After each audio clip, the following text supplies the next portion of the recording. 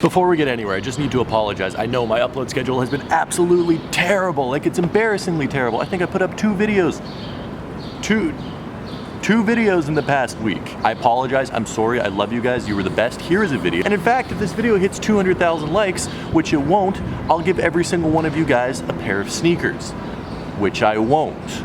But I mean, seriously, hit the like button, because if it did hit 200,000 likes, that would be pretty freaking awesome.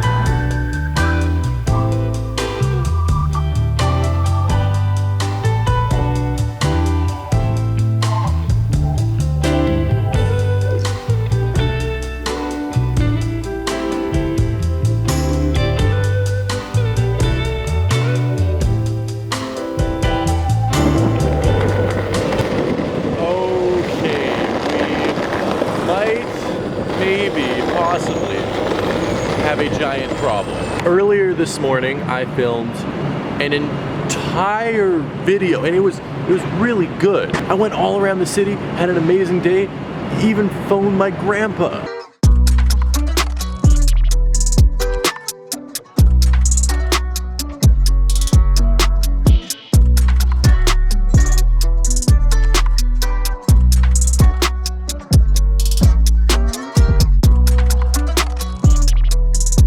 I mean, the sign said I had to do it, so... Hi, Thomas. Hi, how are you? Oh, not too bad. I saw a sign on the street that said I was supposed to phone you, so here I am.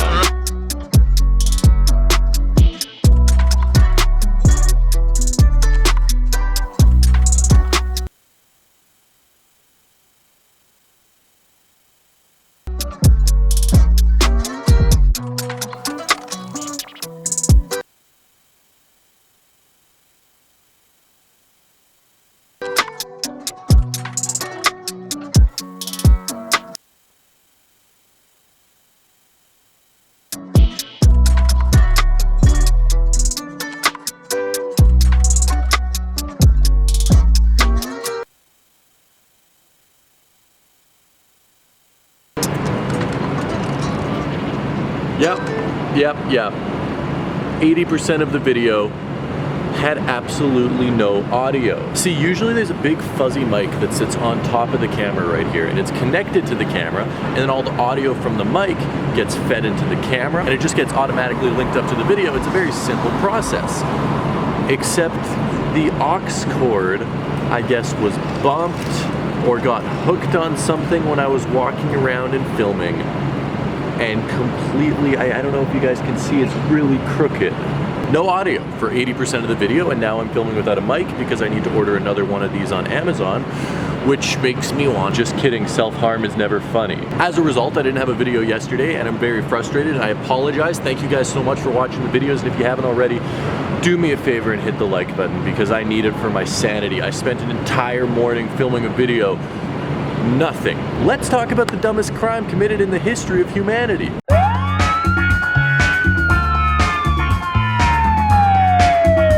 One of my buddies is a manager at a Footlocker in Brooklyn, and he told me about this robbery that happened a couple weeks ago.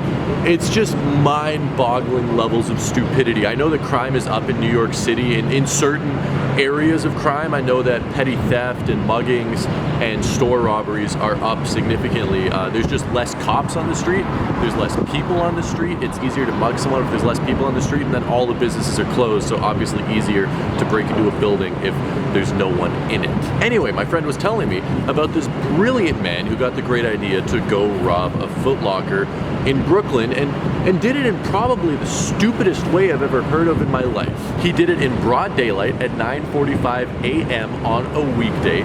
He did it with his own car that he parked outside the store, which was registered in his own name, and then the stuff that he stole wasn't even like expensive, hyped, valuable. It was like GR Nike basketball shoes and stuff like that. And dude, if you're gonna break into a Footlocker, at least steal the LeBrons and the Jordans and the Yeezys.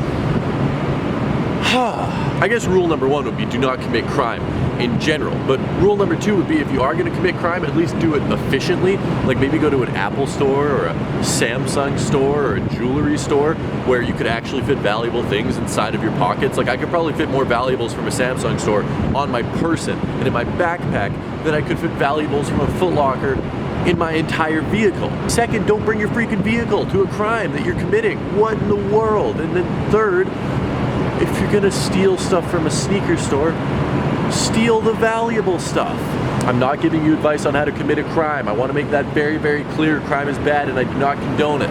Fourth, maybe, possibly, I don't know, don't do it at 9:45 a.m. on a weekday when people are awake and it's bright outside. I mean, it's a no-brainer they got caught. Here's a picture of the police standing looking very confused and awkward of like, why did this guy try and do this? That's not the only sneaker store that's been robbed since all this started as well. There's been 4 different sneaker stores, including that Footlocker, in New York City that have been robbed and broken into and have had stuff stolen from them just as a result of everything being closed. Neighborhoods are empty. It's a lot more accessible to smash open a window and run in and grab stuff than it was, you know, 3 months ago when there was people outside all over the place at all hours of the day. Okay, I actually just found a whole real police article about this, or a news article from a police report. Cops busted a sneaker thief who broke into a shuttered Brooklyn Footlocker store and tried to make off with dozens of shoes. Dante West, 28.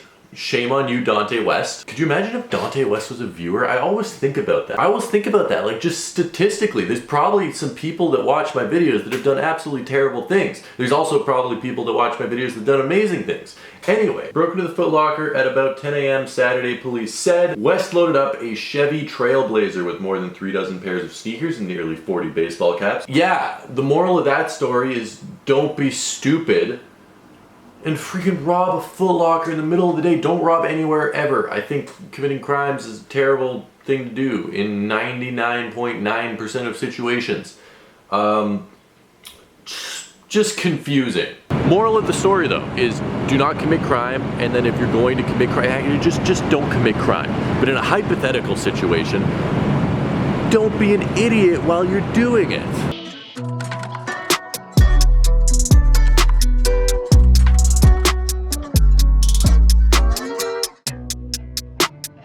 Nah.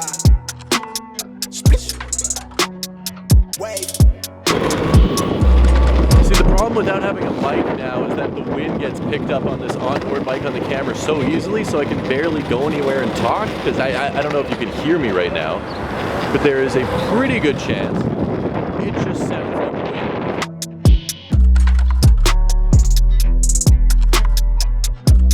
That's gross.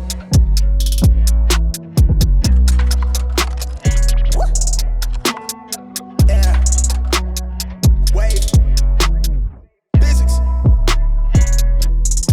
Whew, I'm starting to think I should be wearing a helmet on this thing. I hit like 8th Avenue, is really, really bumpy and poorly paved, and this pedestrian jumped out in front of me and I tried to swerve off. Then I hit like 7 potholes in a row and I was like, whoa, on one foot, and one of my feet wasn't on the board, and it was terrifying. And I sort of like flew in the air and then landed back on it. Oh, wow. I'm good. I'm intact. Whew. That was scary.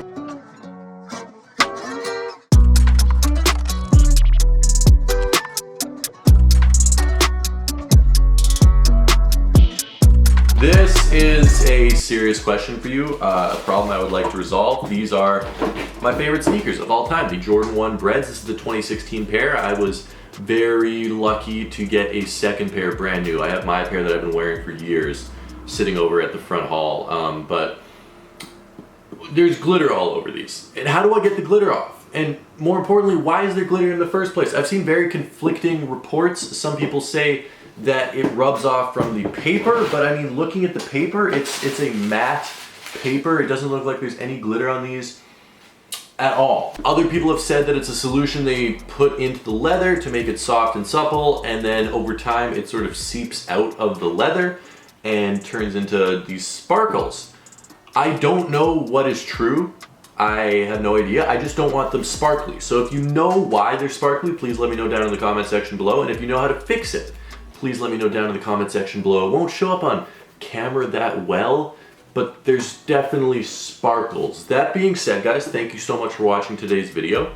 Do not go rob a Footlocker. I would not recommend you do that, or any sneaker store, or any store in general. Don't go rob people. Probably not a good idea. If you guys haven't already, the June mystery box is for sale, and I'm gonna leave a link down in the description to go pick that up. We have a pair of Chicago 1s, brand new dead stock 2015 Chicago 1s in the box. We also have 3 other pairs of Jordan 1s. We have some Yeezys, we have some Jordan Retros, we have a bunch of awesome stuff in the June boxes. So go grab one, it's only $50. Everyone gets some awesome t-shirts. I think the designs this month are better than ever.